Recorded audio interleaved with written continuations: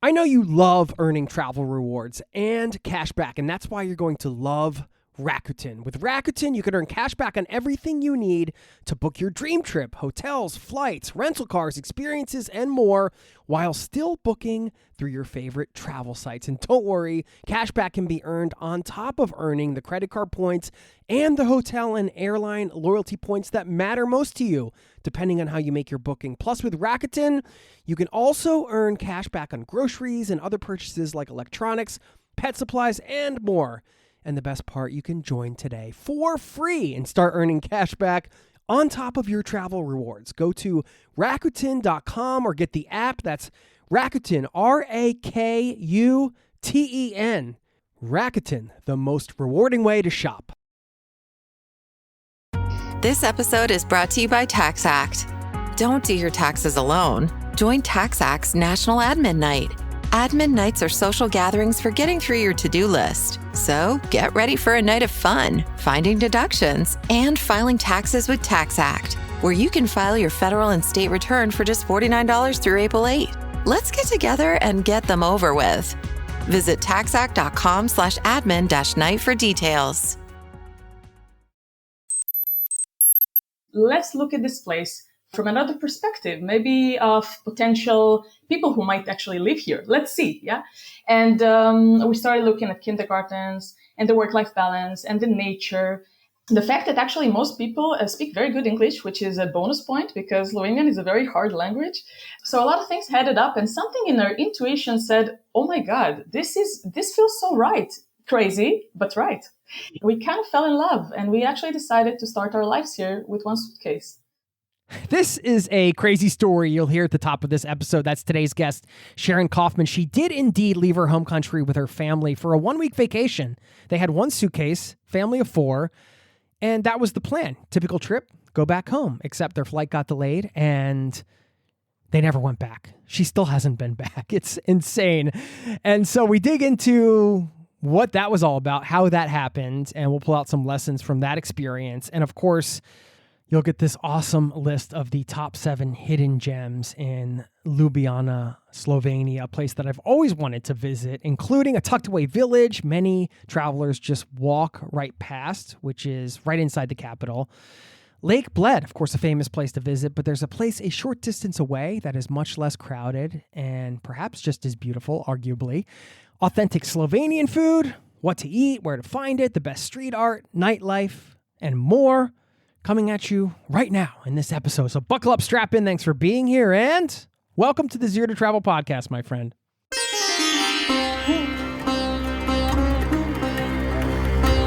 You're listening to the Zero to Travel podcast, where we explore exciting travel-based work, lifestyle, and business opportunities, helping you to achieve your wildest travel dreams. And now your host, world wanderer and travel junkie, Jason Moore. Hey, it's Jason here with ZeroToTravel.com. Welcome to the show. Thanks for hanging out, letting me bring a little travel into your ears today. This, of course, is the show to help you travel the world on your terms, to fill your life with as much travel as you desire, no matter what your situation or experience. And I love stories like this where you hear about how somebody's life turned on a dime. Travel has the uncanny ability to do that, doesn't it? I think whether it's physically, externally, relocating your body or your family to another country to live, which changes everything about your life, or internally, you never know where a trip's going to take you. And I think Sharon's story today exemplifies that, and we explore some deeper questions around that. You know, what does it mean to find a place that feels right to you? What happens when you end up in some countries that really align with your values better than the place you were born? Questions like that we'll dig into. And of course, a good old-fashioned destinations-themed list. I love to get the hidden gem recommendations, and Sharon runs a walking tour company. You can do free walking tours. They do street food tours, a whole bunch of other tours. You can learn about them in myljubljana.com. We'll link up to that in the show notes. And if you're there, encourage you to check it out, and you're going to get some of her recommendations here today. And I do love when a traveler comes in with fresh eyes and is able to kind of take a meta look at the culture. When you're putting together tours, you have to be able to do that. So you're looking at the place as a traveler, but also living there, you're getting under the skin of it as a local, and you're learning about it in a different way. And then you're going to turn around and give those recommendations to travelers. And I find that in a lot of cases, travelers who are able to meld those things together, kind of the local knowledge with the sort of the traveler's mindset. They share some of the best recommendations because they're going to share places, things to do, things that give you a chance to have a cultural experience, perhaps to submerge yourself a little bit more than you maybe would be able to normally. And so I like to curate these lists from people like that, and Sharon's one of them. So I'm excited to have her on the show. I'll leave you with a quote at the end of this one that I think wraps this one up pretty nicely. And without further ado, we're going to dive into the interview. Don't forget, sign up over at zerototravel.com/newsletter if you want to keep in touch off the pod. Thanks for listening, and I'll see you on the other side, my friend.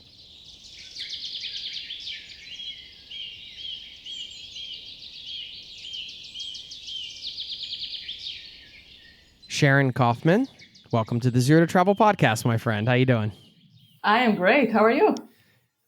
Excited to learn about a city that I've been wanting to visit for a long time, which isn't that far from me. I live in Norway, Ljubljana, Slovenia, we're going to talk about today, which is where you're a local licensed guide.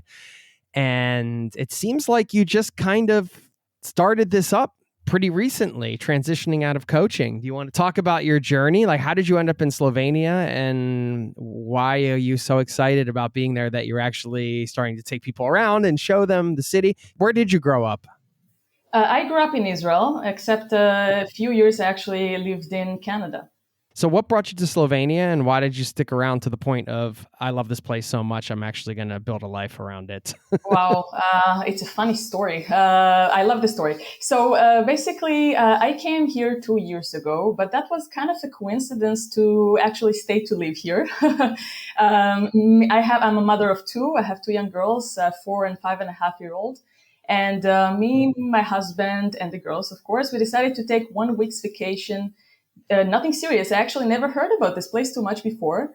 And, we've been thinking quite a while to live another place, but we didn't know where. And it's quite a project to know where you're going to live for the rest of your life, as you probably know, or for the near future at least. So as I said, we just came for 1 week's vacation, nothing serious, and with one suitcase. And after we came here, there was a war going on in Israel. We still lived in Israel, and our flight back was postponed in about 3 weeks or so. So we said, okay, might as well. I believe in the universe, and we said, okay, might as well take advantage of this time. Let's look at this place from another perspective, maybe of potential people who might actually live here. Let's see, yeah. And we started looking at kindergartens and the work-life balance and the nature. And the fact that actually most people speak very good English, which is a bonus point because Slovenian is a very hard language. So a lot of things added up, and something in our intuition said, oh my God, this feels so right. Crazy, but right. And we kind of fell in love, and we actually decided to start our lives here with one suitcase. Wow. Okay. With one suitcase. I mean, I'm imagining you went back home at some point and got some things? You haven't? I have not. Really? I've done yes, I told you that was crazy. I know. When was this? Just 2 years ago. Okay. Yeah. Yes, I know. It's a crazy story. Crazy and brave. No, it's great. I mean, you showed up with one suitcase. You got the family there. You're on a family vacation. Cut to 2 years later, and you're still there, and your lives are there, and you're building a business, and you just what did you do with the rest of your stuff? Did you just call in some favors and say, hey, can you guys take care of this? We're not coming back. I mean, what did your friends and family think? Okay, so my family, my parents were very mad. I mean, I just left for 1 week's vacation. I had a conversation with them and I said, hey guys, listen, we're not coming back. And they said, what, are you drunk or you're in trouble? What's happening? And you're like, yes, well, I'm a little drunk, but that's besides the point. Exactly. And but I mean, once they understood that this was the right thing for us and our family to do, they were very happy for us. And today they're just looking for excuses, other than, of course, visiting us, to come back and see more of Slovenia. And of course, Ljubljana is absolutely stunning. And by the way, this is one of the reasons why I decided to become a tour guide, to help others fall in love with this place too. Because there's so much to see, so much to explore, and it's just a fantastic place to live in. Looking back, I think it was a really good decision. Actually, I just found out later on that Slovenia is one of the best countries to raise a family in, and also Ljubljana is one of the safest cities in the world. So, not too bad. Yeah, well, we're going to talk about it today. I know you have a list. You're born where you're born, and obviously that's just part of your life journey, right? And I feel like when some people are moving abroad, there can be, they do it for a variety of reasons, right? Like following, I ended up in Norway because I married a Norwegian, and, here I am. There's a lot of different reasons. You guys are both from another country and living in a third party country. So all the situations are different. I have noticed over the years in the podcast that sometimes it just feels like, even though you're born somewhere, there's a mismatch with, either like the culturally it's a mismatch, or it's a values mismatch, and it just doesn't feel right to live there. Just because you were born there doesn't mean it feels right to live there, or it necessarily feels like home. I'm just wondering, was any of this part of your decision? Was there a mismatch in values, in culture, and just trying to get an honest conversation here? No place is perfect, You said it right. No place is perfect. And I think that over the years, especially after I became a mom, the priorities changed. The perspective of things changed. A lot of things that I haven't really looked at them before looks different. They look different all of a sudden. Yes, there was a mismatch, I would say, on some levels. I love, of course, everyone, I think, loves to be in their comfort zone and their country. There is always a peace in heart. I can say that since we moved here, something just felt so right. And of course, as you said, no place is perfect, but I'm learning. Each day I'm learning a bit more. But again, with that, even though it's imperfect, it has so many perfect things. I can describe it this way. The war, was that in this podcast, we don't cover geopolitical issues, because I feel like, people need some place to go where you're not getting all of the other stuff. And that's why. It's not because I don't have certain beliefs or stances on things. And I'm sure, you've gotten to a lot of conversations being from Israel with what had been going on and everything. Was that part of the decision? Two young children, there's a war going on. We can't just gloss over that as a non-factor. So actually, me and my husband have been discussing about it. Actually, before the kids were born, actually, it's been a topic. So let's just say that it wasn't because of that, but let's just say that it added a bit more to the decision to make it maybe on time. We were also lucky because let's just say I'm not looking at this like a refuge place. I could have gone to vacation any other place, and I wouldn't have stayed unless I felt this was the right thing. And, when I came here, and of course, it's hard to make a decision only by 3 weeks. And you know what I've done? When I came here, when I stayed that extra time, that was great for me because I asked a lot of locals, especially young families, so the mothers and the fathers, how does it feel like to raise a family here? Would you raise it any other place? And a lot of them thought about it and said, no. And that made me feel like, oh my God, if they can't even say that they can't have another place in mind, that means it has something. And I was really curious. I just felt like I couldn't leave. There was something here. So there is much more to that, So it was many factors about it. Yeah. Yeah. Okay. Yeah. It's interesting. Yeah. Cause I know I'm a father of two as well. And I know, I'm trying to put myself in your shoes, but having two kids, and even though they're younger in Israel, you do have to go into the military and everything like that. And because there's been a lot of conflict over many years, that must be in the back of your mind. Like, if we're raising them there, at some point they're going to go into the military, and that's true. We can't control what the authorities decide to do with the military. That's true. Overall, looking, I mean, there are a lot of factors when you grow up kids, you can probably relate, but also very important, treat the education, how they grow up into it, what's their environment. And there's something here, we might actually talk about this on the podcast, on this episode, but Slovenians are very connected to nature. And that's something I really appreciated. It gives you so many things to your self-being and to who you are and your well-being. And it's absolutely amazing what they do here with kids. It means so much to them. And that also was something that I saw. I looked at it and I said, I wish my kids would have that. And there we have it. And this is fantastic. And the work-life balance, I can't say that about every country. And that's not for granted. A lot of the people here, they finish their work around 3 or 4. And their time at home is sacred. That's something that you can't mess around with.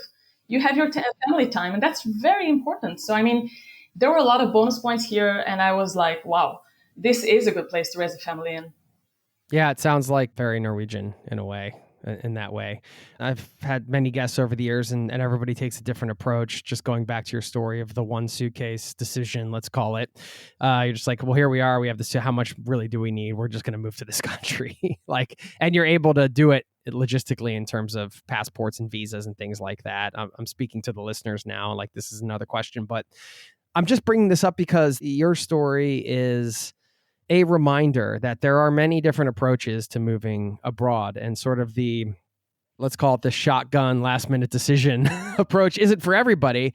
But, so I've talked to many people that, it was like a multi-year plan, and some people it was just, maybe they planned for 6 months to a year. And then I've talked to other people that just basically were like, well, screw it. We're just doing this right now, almost on a whim in some ways, even though it was a bit circumstantial for you with the delayed flight. But I mean, you guys could have got home eventually, So I'm just bringing this up, giving listeners food for thought. If they're considering a life abroad, there are many, many ways to do it. And sometimes just going for it is a thing too. Yourself, you have to decide what's right for you. In some ways that approach kind of forces you to just make decisions fast, I'm sure, right? You're like, okay, well, we're here. Now we have to find a kindergarten for the kids. We have to, do all these things. We have to sort out the visas. I mean, you're just kind of forced to do it. I think that it's a common fantasy for travelers, right? To be somewhere and to be like, I could imagine living here. I wonder what it would be like to live here. Very common. Not common to actually say, all right, we're actually going to do this right now and we're not going home. But the last thing I'll say about it, and then I want to get into some of the recommendations here. Just the idea that you talked to so many local people about the lifestyle as it related to where you are in life and your current stage in life, right? Like, you happen to have kids, so you're talking to a lot of the parents. What's it like raising kids here, work-life balance, and so on. Somebody who's younger, who maybe doesn't have kids, they might have different questions, but same kind of idea. Even if you don't end up doing it, what a great way to connect with the local people. You don't have to do it falsely, but just like if you're seriously considering a place, what a great way to connect with people. People, I find they love to share about their culture in that way, not just like the sort of the travel guide version, but like, hey, what's the daily life here?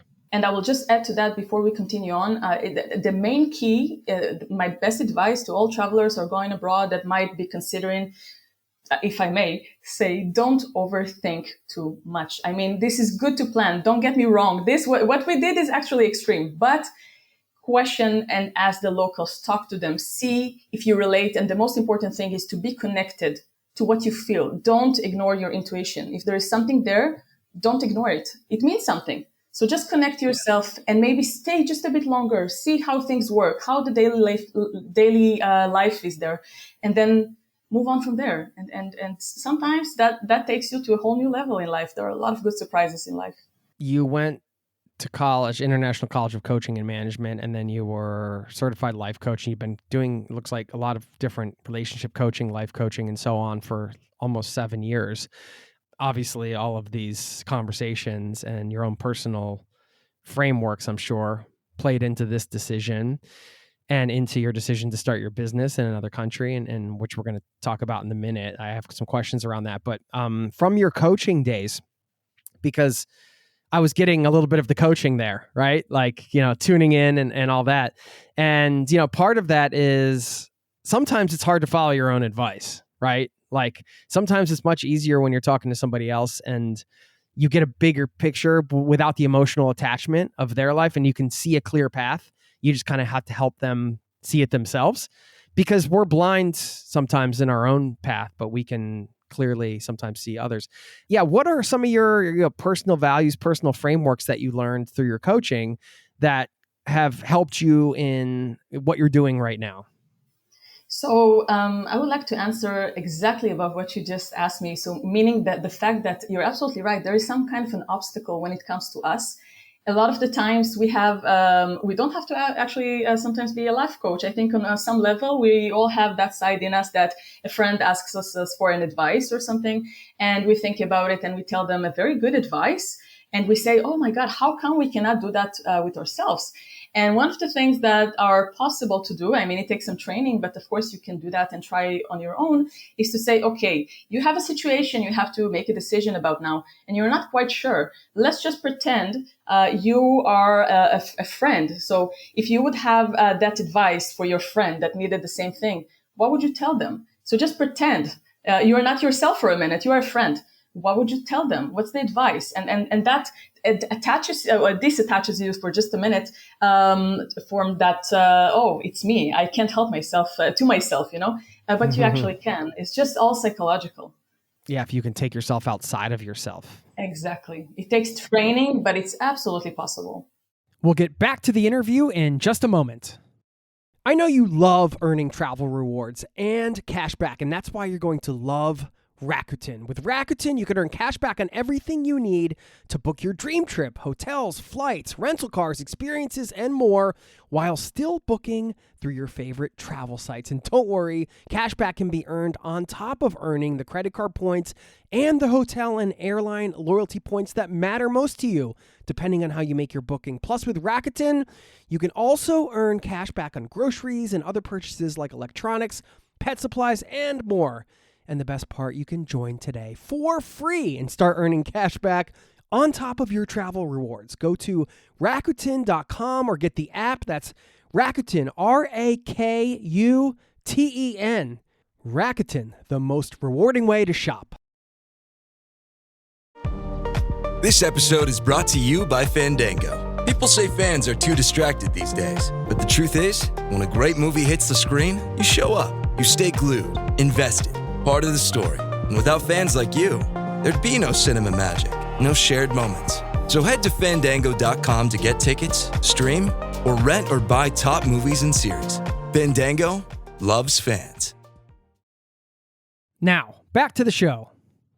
The tourism business you started here, which we're talking about, which is why we're getting these recommendations from you, because you've been going bananas trying to discover all the different places around Ljubljana. MyLjubljanaTour.com is the website, which we'll link up to. And I think you have some free walking tours there.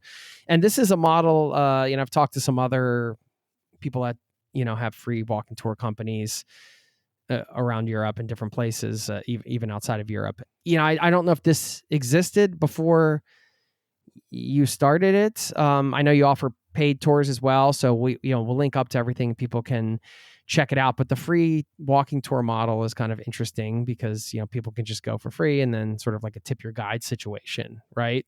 And a way to kind of get to know how you guys start. At what point did you decide? Because you guys decided to move there. You're moving your life there. You're doing all these things, trying to figure it out. You got to find a place to live. You got to get the kids in school and whatnot. At what point did you say, okay, I'm actually going to transition to another business that's going to be based here? Because you could have just probably kept doing the coaching thing online. Like, at what point did you decide to start this business? Why did you decide it? And how did you go about doing it in the beginning? I'm just curious. It's always it's kind of a wild, go to another country. I mean, I've done it. I've come to another country, start a business. It's not that easy, but it's possible. I want to hear about that part of your journey. Sure.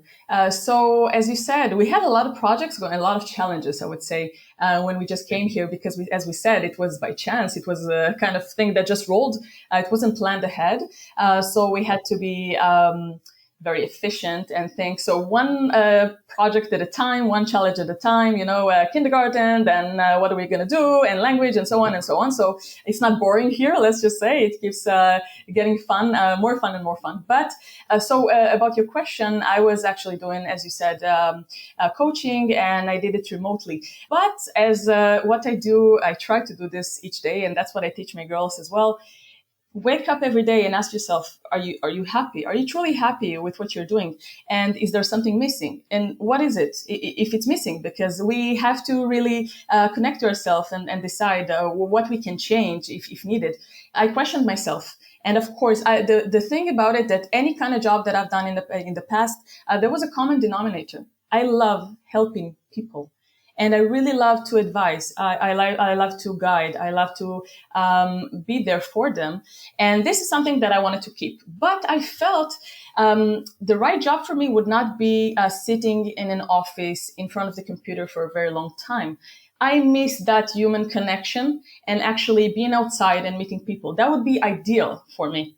I had something going on here, actually in Ljubljana, once every 2 years. They have a course going on for licensed tour guides in the city. And when I heard this, I was like, oh my God, this might be it. I have guided before. I've done it not officially, but everywhere I've done it, even in the Scouts, when I was many years in the Scouts, I felt like I was in the right place when I was actually guiding and presenting stuff. And it felt really, really something that I felt like I can do, and I might be good at it. And I love Ljubljana, so I mean, that was like a great thing for me to have. And of course, I jumped on the opportunity, and I've done this few months course to get the license. So I've learned much about Slovenia and of course Ljubljana in that course. And it gave me a whole perspective. And once I finished it, I started doing the free tours that you just talked about, and I have some other ones as well. But it's been going, I mean, slow, as we said, one thing at a time. I opened up my own company, which was always my dream, to work for myself and to create something that I really believe in. And that's what I did. And it started slow. I had 2-3 people in the beginning. I was working hard, getting reviews, getting my reputation, everything. And then slowly it expanded. I mean, we've just, as you said, just started recently, and it's been going fantastic. We offer it now in a few languages. I have a team of guides already, and doing different kind of tours, also free tours, of course. As you said, this is my favorite one. It runs daily. What's good about it, that it gives the opportunity to many people that can't afford a paid tour to come and tip as much as they can. And that opens up the doors for students and for people who travel on a low budget or anything like that. So that's really because they deserve to see the city. And I love, as I say, I don't actually call my tour so much tours, more experiences. Because I don't believe that it's just about seeing the sights of the city. It's also about feeling the stories behind them. And if you would be on my tour, or any of the listeners, that what I really hope will come to visit me on one of the tours, they will feel the city. They will not just see it. And that's a big difference. They will have stories to take home with them long after the trip was over. And that's the goal for me. Well, maybe some of you listening are in Slovenia right now, but those of you that aren't, we're going to go on a little tour right now. You're going to take us around to some spots. I guess to give us some context, you talked a bit about the culture there as it relates to family and work-life balance and everything like that. Excuse me. Are there other pieces you want to kind of add before we dive in and kind of go around the city a bit with you and hear about some of the things people can see in terms of Slovenian culture? I imagine, like, going through the guiding thing and then moving there and talking to so many people, you guys kind of got an accelerated version of learning about the culture, that instead of just it was very, it's rather than sort of a passive, let me take it in and kind of soak in what this culture is, which there is, you have to marinate in the culture for a little while, Sharon, to like have it, get into you a bit, but you can learn about it. And when you dive in like you have and starting a company, I imagine you're just you're taking it in really quickly. So yeah, I guess talk a bit about the culture and then get us going on this list. Absolutely. So as you said, I'm soaking up everything very, very quickly because I'm on fast forward kind of thing, which is great. I mean, on some level, this is fantastic. Because I'm doing a local business, I get to meet many people, many locals, and I hear different stories. That's a really good thing to get to know the culture so much. I can tell you, I think also the listeners, if they will be traveling to Ljubljana and Slovenia, of course, they will get to know Slovenians. Slovenians are very nice people. They're a bit reserved at first. They might be a bit more closed. But once they open up to you, they are the most sincere and really nice people that you would meet. They would love to help you in anything you need. As I also told you just a bit before, and I think it's a big bonus point that a lot of people here speak very good English. So you don't have usually, especially in Ljubljana, because this is an international city, but also in some places in Slovenia, because actually Slovenia is one of the, I would probably say, ranked one of the highest countries in proficiencies in foreign languages in Europe. Oh, wow. So, Okay. yes. About 25% or so of Slovenians are proficient in 5 or more different languages, which is shocking and amazing at the same time. So I think people can really enjoy everything here, and the nature, the city, the history, the stories. It's a great combination of everything. As you were kind of going through the culture, I was thinking about people that may not want to move there, but may want to spend some time there. It looks like there's going to be an official Slovenia digital nomad visa allowing remote workers and their family members to live in the country for up to 12 months. I'm going to send this out in the newsletter I'm writing today, which, people can get that. It's free. It'll already have gone out, but I'm mentioning it on the show just because maybe by the end of this, if people are ready to take action on this specific country for a visit or a longer term stay, there you go. That's a pretty cool thing. I mean, these are becoming more and more popular, so that's pretty cool to hear. All right, so tell us what can we see? I mean, where are we going first? You got a list of 7 little hidden gems for us? Of course I do. Okay. That was my challenge to actually choose only 7, but I guess you'll have to come on my tour to hear more. But I promised I made you a very good list with each one has another background story to it that I can share if you like, of course.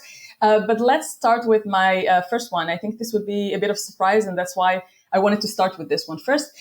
This one is not a monument and it's not a building or anything like this. This is actually a public sharing system for bicycles. It's called Bicikl. Bicikl is, as I said, a public sharing system for bicycles, and we have them all over the city center. You're probably going to find more than 60 stations of these bicycles. There are silver ones, and you can see many of the residents actually use it. Also, of course, some tourists as well. It's like silver bikes, and you can grab them from pretty much everywhere. You'll see grandmas, the bicycles, and people with suits, and ladies with heels, and students. Everyone, a lot of people use it. And what I like about those is, of course, it adds up to the sustainability of the city, because I don't know if you know, Jason, but Ljubljana is actually one of the friendliest cities for bicycles in Europe. Because we have about 300 kilometers of lanes designated especially for that. But the surprise is yet to come. What I haven't said yet, would you want to guess? Let's just say that you'll have a subscription for 1 week to take unlimited rides of the Bicikl bicycles. You know how much that would cost you? You want to guess? Well, I'm guessing it's subsidized and it's affordable, which sounds great. Did you say a week? Yeah. Maybe 35, 50 to $50, something like that. Okay. Well, I'll talk to you in euros. Actually, I don't know how much the dollar is now. But actually, €1. Really? Wow. Okay. €1. Nice. Unlimited rides of the Bicikl bicycles for 1 week for up to 1 hour each ride. And if you want to do more than an hour straight, you will pay another additional €1 per each hour, which is nothing. It's practically for free. That's great. They really just want people to get around on bikes, basically. Absolutely. And, technically, if let's just say you would stay here for 1 year, that subscription would cost you €3 only. Wow. Shocking, right?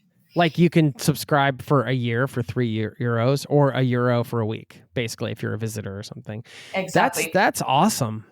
It is. And you can see so much more of the city when you cycle around, you see so many hidden corners. You can explore more. And this is so affordable. It's practically for free. So, you can take advantage of it. And the city, by the way, is one of the greenest capitals of Europe. So it's really, it would be amazing to see. It actually won the title of being the greenest capital of Europe in 2016. But not just because, it has so much nature in it, because it does. For a capital, it's quite rare. But also because we do many things to support sustainability, especially for the last 20 years. It's done a major shift in the green parts and the sustainability of the city. The city center itself, since 2007, has been pedestrianized. So you can cycle through, which is great. And you also have electrical cars that this is another bonus for a hidden gem. It's called Cavalier. It's electrical cars that they go around the pedestrianized zone in the city center, and they take people for free if they like. Okay. Wow. Which is nice. Fantastic. Yeah. Love it. Oh, that's so great. Yeah. And it's great, as a traveler to be on a bike and you get to some nooks and crannies that anytime you're walking or biking or something like that and you just wander off the main things, you can always find some nice little spots that way. Absolutely. That's what I like the best. Yeah. You can get out also into the sort of residential areas and kind of soak up the vibe of what the daily life is there. It's cool. All right. Amazing. And if people want to sign up for that when they come, they can just pretty self-explanatory, some QR code situation or something. Yeah. So I can, if you like, I can send you a list later on so you can share with your listeners as well. But it's called Bitikel. So technically, if you will actually go to the App Store or Apple Store, you can just look for that app. And it's super easy to use. You get the place to put your euro or whatever subscription you decide to make. And you have the map with everything, all the stations all over the city center. So you can release whatever bike you want from that station and start rolling. So cool. Okay. Yeah. Awesome. Love it. All right. What do you have next for us, Sharon?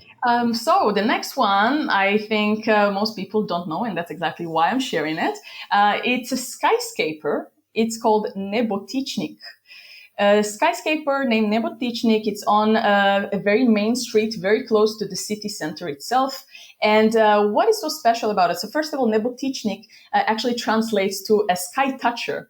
But the funny thing about it, that it's actually only 70 meters tall, which today would be kind of funny to say this is a skyscraper because it has cute dimensions to it. It's not very high or very tall. But actually, when it was first made in 1933, it was the 9th tallest building in Europe. And at the time, it was Yugoslavia. So it was the tallest building in Yugoslavia. So it was very impressive. But the thing about it to know, what's the good thing about it, that if you'll go for a visit in the Nebotichnik, it will take you by an elevator, as we said, about 70 meters tall, which is about 11 or 12 floors. And upstairs, there is a nice terrace with the most amazing, stunning views of the city of Ljubljana. On a clear day, you can see all the way, and Ljubljana is really surrounded by mountains. It's absolutely stunning to look at it. And of course, you can do that with a nice drink in your hand because they have a nice bar and a nice cafe. And you can just grab whatever makes you happy and sit around and enjoy the beauty of the city. Nice. Love that. I mean, that's a great way too when it's a fun first day thing too. You can kind of get the lay of the land a bit. You get an overall view of the city. That's great. Absolutely. Yeah. Okay. What's next? So the next one is a specific spot that is found on something I think most travelers actually know. It's called the Central Market. But that specific spot, I think most people miss, and that's too bad. So first of all, for the listeners who don't know, the Central Market is the main market in Ljubljana. It's an open air market, and they sell different vegetables and fruits and herbs, everything from the local farms in Slovenia. And this is a great way to explore, of course, the culinary side of the city and to get to know the flavors. But as I said, I want to talk about a very specific spot on the southern part of that market, and it's a very small market found on Vodnikov Square. You will see a bunch of vending machines. The vending machines are special vending machines. So you will find there eggs vending machine. You will find, yes, I know it. I'll explain in just a bit. So eggs vending machine is one, cheeses and yogurts vending machine. you will also find a basic health machine that you can access non-prescription medications and first aid medications when needed.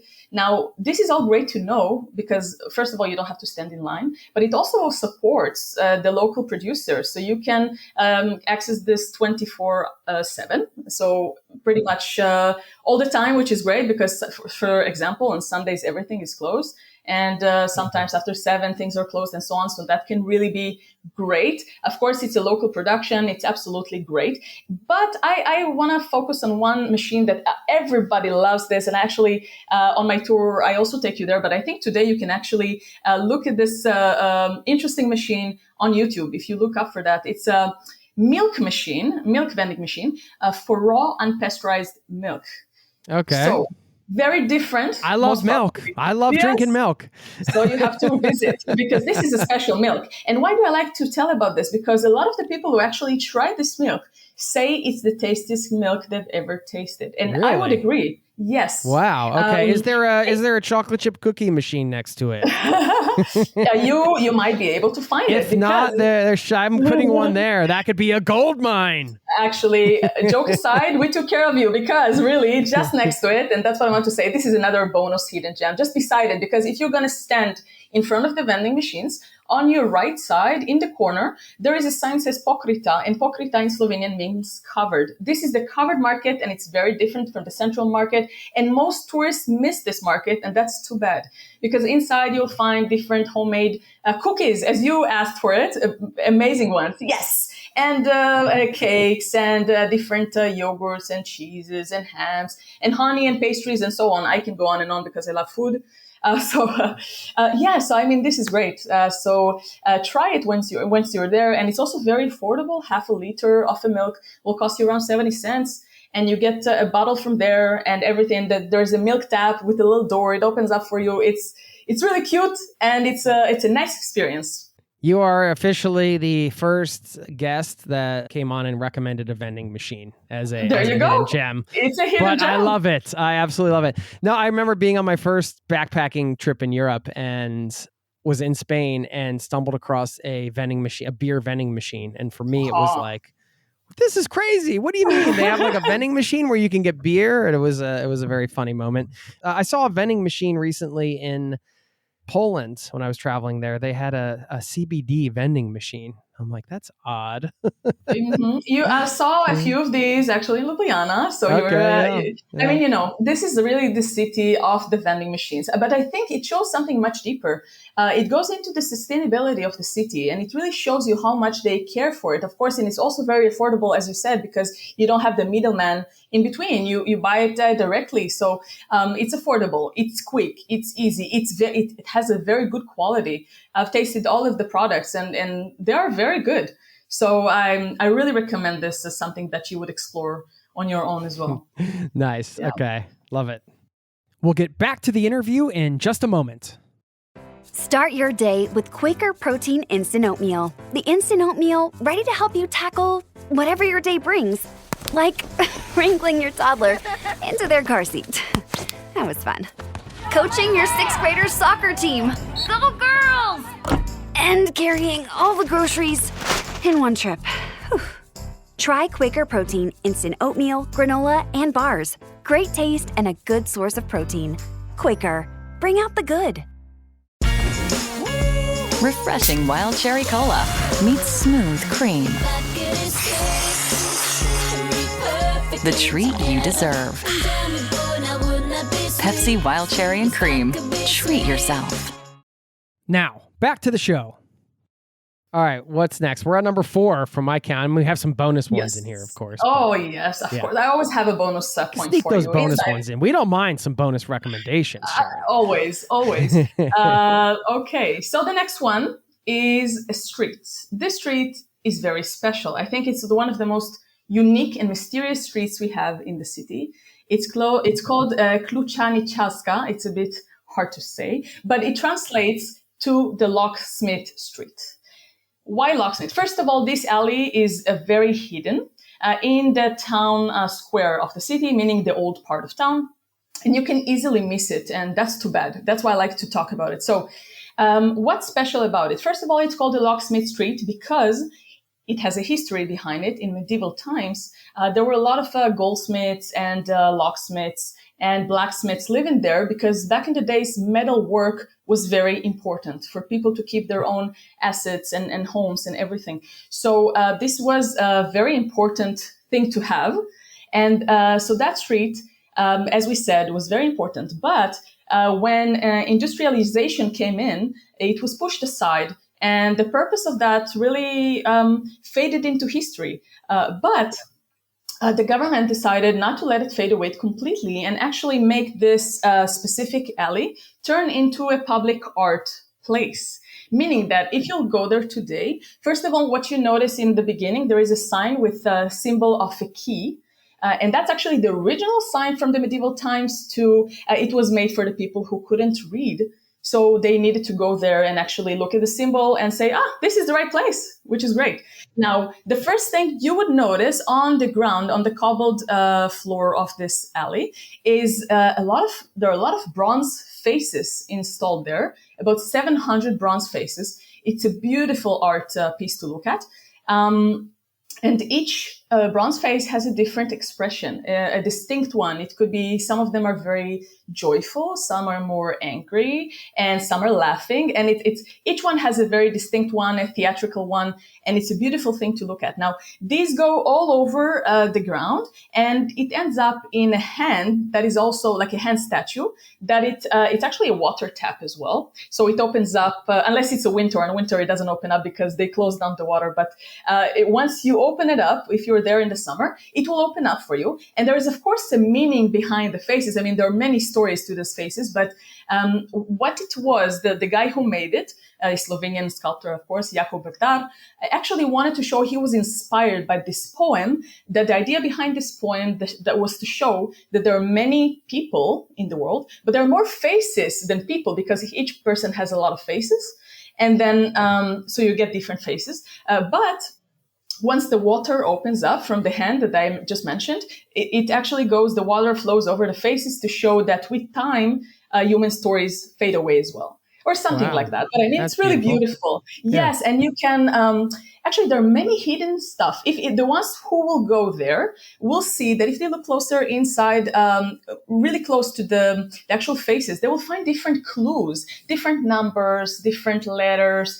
And these also represent some of the tools, the location and the names of the tools that the workers used to have there. So each time you go there, you'll find another hint. It's really cool, and it's a very photogenic place. You'll have beautiful photos for those of you who love Instagram to post it and everything, or just photographs.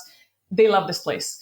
And this is a great place to visit. And as a bonus, you will find, and it's a very, very small alley, so you will find it, there is a hidden pub. It's called Captain's Cabin. This is like a pirate themed pub, and I love it a lot. They have great cocktails. Yeah. They got music there? Yes, absolutely. Okay, wow. I'm sold. Sounds like a great place to go. All right. That sounds awesome. Yeah, I want to go. I'm next sold. One. You have to. Just add it to the list of all the places. I mean, my list is so long, it's ridiculous. Can't do it all in one lifetime. All right. Go ahead we're coming down the home stretch here. We got the last 3, I believe. Okay. Yes, you're right. Yeah. So my next one is called, it's a district. And most people don't know this district, and that's a bit too bad. It's called Metelkova. Metelkova is an art district, meaning that it's like an alternative cultural center of the city. So if we have the classical Ljubljana buildings from Baroque kind of style, this one, just 10 minutes away from the center, will take you to the more rebellious side of the city, because it has a lot of street art and many hippie buildings and graffiti and a lot of super cool, interesting stuff to explore on that district. But it's also important to say it has a very interesting historic side to it, because it used to be a part of a military camp in the 19th century of Austro-Hungary, because Austro-Hungary was there for 600 years. And so they used the buildings on that district as a part of their military camp. And also then later on Yugoslav army as well. And then in 1991, Slovenia actually became independent. So they actually wanted to demolish the buildings, the government. There was a group of artists and activists that squatted the place and didn't want to leave. And because of them, decided not to demolish it. And it has become one of the most favorable places, I would say, in the city. This is also, it becomes at night a club scene, and a lot of bars with different kind of themes to them, different music in each bar. You have many festivals going on there, a lot of free concerts as well, museums, galleries. So there is a lot to see. Yeah. Okay. Yeah. So very just kind of art focused, grassrootsy art type place, sort of. Yeah, that sounds like a great place to go visit and just see what you come across. Absolutely. And I, of course, I made another bonus for you inside. So, of course, you can explore a lot. But if you decide to stay overnight in the district, there is a nice place. It's called Hostel Celica. Celica actually translates to a cell, a prison cell in Slovenian, because this is one of the buildings that used to be in what I just told you about the military camp. They used that as a prison. So this is an ex-prison, and they transformed it into a hostel, but they kept some of the, the bars on the windows. And so you can get the feeling of how it feels like to stay an overnight in a prison. It's not really a prison. It's very nice. I've seen it. But if you are not brave enough to stay, which is okay, you're more than welcome to visit the place, because the staff is super friendly and they will happily give you a guided tour inside the rooms. Each one is very different. There's not one that is the same. So each one has a nice story to it. So it's a great place also for free concerts as well. They have a nice place there as well. So you're going to meet many locals and travelers doing the same thing as you. So a very cool place. That sounds cool. Yeah, I'll check that out. Yeah, it's good that they didn't go all the way with the prison experience, that it's just nice. You get to sleep in the cells, but exactly. they're not going all the way with it. Yeah. It has a very good atmosphere. Not to worry. Come on, for the prison experience. Yes. Unique awesome stuff. I liked it. Really. Yes. Okay. And just a reminder, Sharon will be sending this list. So we'll make sure we gather all these things for you, because I know the spellings and things like that with the audio. It's hard in Slovenian. Don't even try. It's really yes. hard. Okay. Yeah. All right.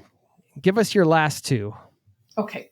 So my next one, as we said, I also like food a lot. So I wanted to bring up a very special place I found out just recently, actually. And since then, I've been going there on a weekly basis. So this is called R&B Cafe. R&B Cafe is located on the main street, just inside the city center, just beside it, actually. As we said, it's called R&B Cafe. And what would you find there? So a few things that I really like about this place. First of all, they serve the most delicious homemade food, so very healthy. And they have a lot of vegan options, a lot of gluten-free options, which is appreciated always, I think.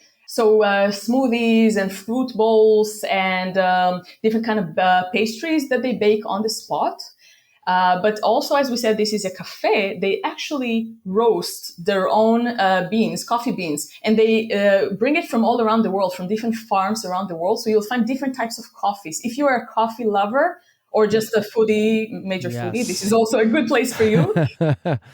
It's really a nice place, and it's a really good atmosphere. As a bonus, as we said, I always like bonuses.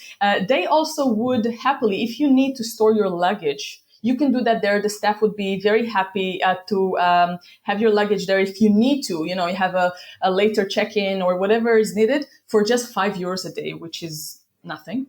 Okay, so you get it all. Yeah, one-stop shop. Really. Okay, wow, amazing. That sounds like a great. Yeah, because you said cafe. Thought, okay, yeah, we're going to get some good coffee recommendation here. But then you have the homemade food, the place to store your luggage. I mean, this place is doing it all. That's awesome. And by the way, I forgot to say, you also, if you like coffees, they on a weekly basis, they also run sessions for roasting and for roasting coffees and also tastings of different coffees. So you can participate in that as well in affordable prices, by the way. So super cool. Yeah. Okay. Thanks for that. One more. Sure. I know you got tons here, but we got to respect your time. So, of course, not to worry. I can talk for hours. This is too short, but this is okay. Come to my tour, and then you discover more. Of course. So, the next one has to be a bit different because, as I mentioned before, Slovenians absolutely love nature.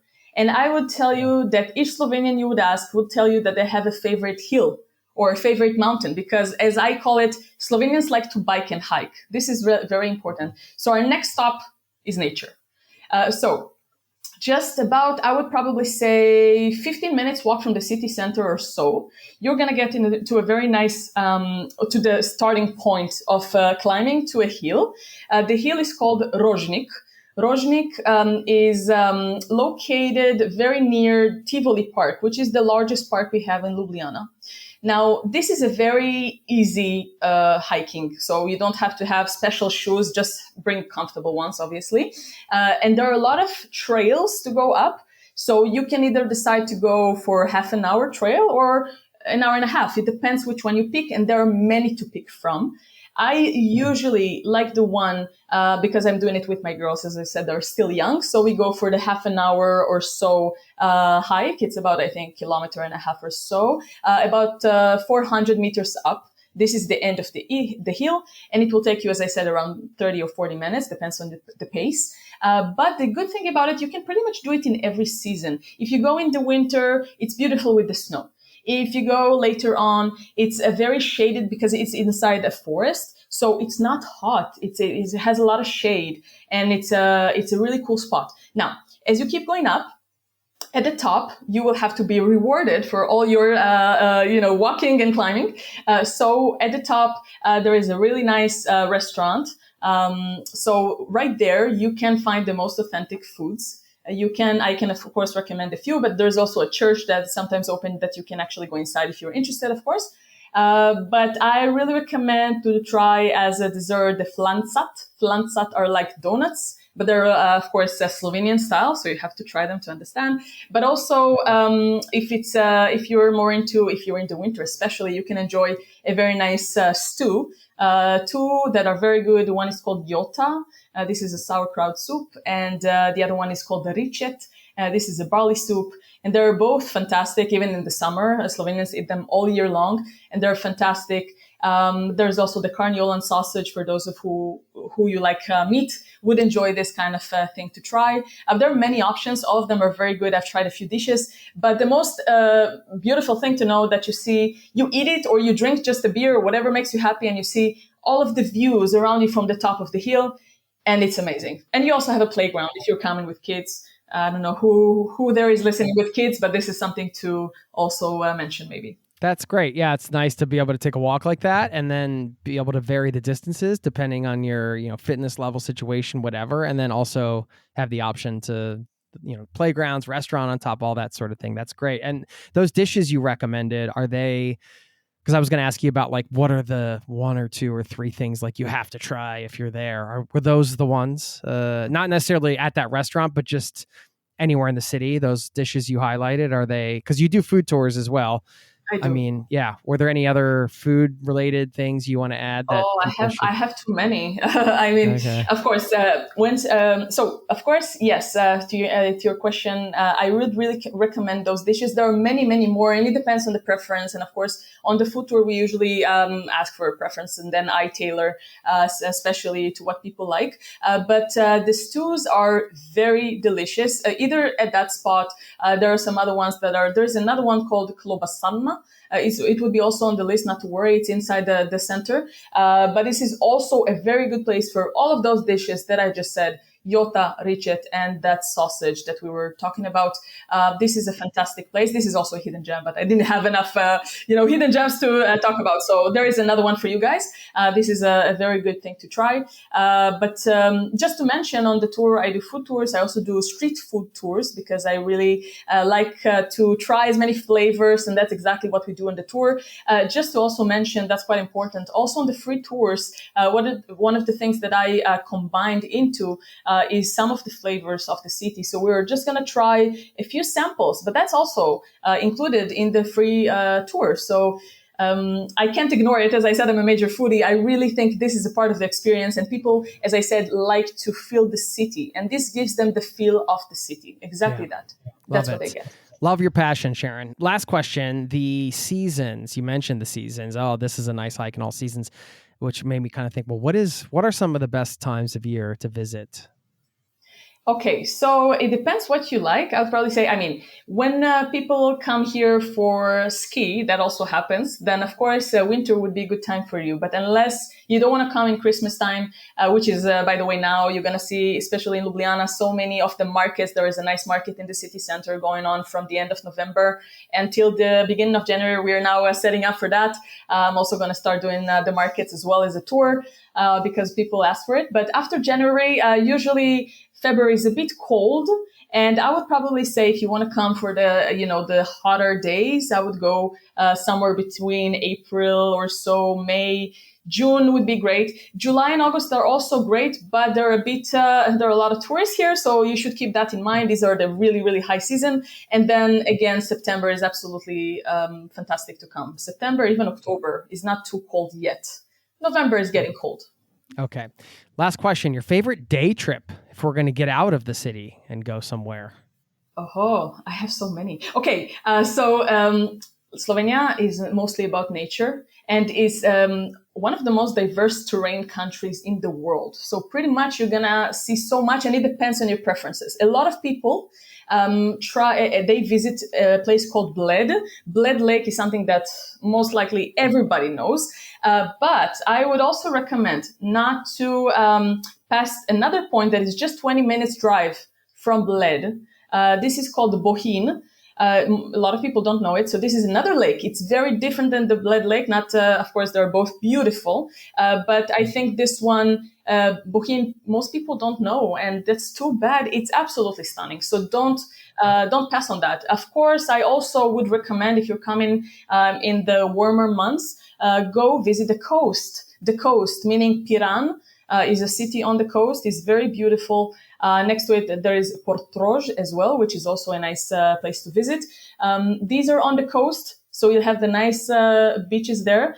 We don't have many. The coast is just 47 kilometers, but the ones we have is absolutely beautiful. And this is also a big wine place, so you can have a glass of wine with that and enjoy the sunset or swim and everything. So this is really nice. Amazing. All right. Well, Sharon, congratulations, by the way, on the move and everything. Hope things are going well. It sounds like they are. Congratulations on the business that you've started. And of course, the free walking tours, myLjubljanaTour.com will link up to. Do you want to add any other socials or anything? I mean, where's the best way for people to connect? Is that just through the website here?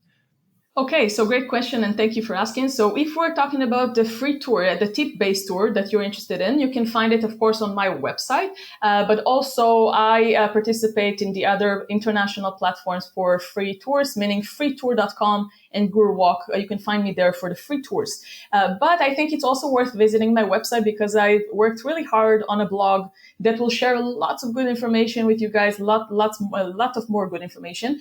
And it's also important to say on that note, of course, I have listed there all the special tours I do. I have many, and I don't want to take up more of your time, but really go there and see. I have really cool things coming up, family tours and some other ones as well that I'm keeping a secret, but it's going to go there as well. But also important to note that I'm now expanding because there are a lot of requests coming up, which is fantastic. And I'm going to start doing a lot of, already actually started doing some tours all around Slovenia, not just Ljubljana. So this would be tailored to your needs, and I will be happy to meet you. Awesome. Thank you so very much. It was great chatting. I'll see you when I come. Thank you, Jason. I'm waiting for you. And thank you for having me today. I really appreciate it. And this is a great opportunity. And thank you so much. Thanks for the great recommendations and everything else. And take care. Thank you. You too, Jason. Thank you.